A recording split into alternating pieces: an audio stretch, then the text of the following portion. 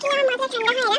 তো এখন মানে টাকাটা পেলাম, তো টাকাটা পাওয়ার পরে আমি আইসক্রিমের দোকানে গেলাম, তারপরে এই আইসক্রিমটা নিয়ে আসলাম। দোকানে যখন গেছিলাম তখন আমাকে আব্দুল্লাহ বলছিল যে আমার কাছে কমা দামের আইসক্রিম নেই, তুই যেটা খাস। তো ভাই আমি কোনো ইনকাম করি না, কিন্তু কমা দামের আইসক্রিম খাই।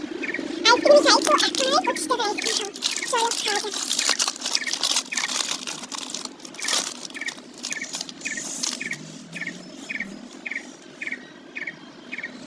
ভালো খেতে,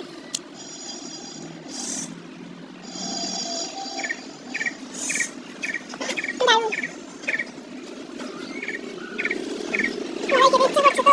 আর এই গরমে তো আইসক্রিম, এমনি আমার খুব শরীরটা খারাপ হয়, আমার খুব ঠান্ডার দোষ তো, এখন কমে গেছে, তাই আমি রোজ দিন আইসক্রিম খাই। আইসক্রিম না খেলে আমার ভালো লাগে না, ঘুম আসে না, খুব টেনশন হয়, কারোর সঙ্গে কথা বলতে ইচ্ছে করে না, এই জন্য আইসক্রিম।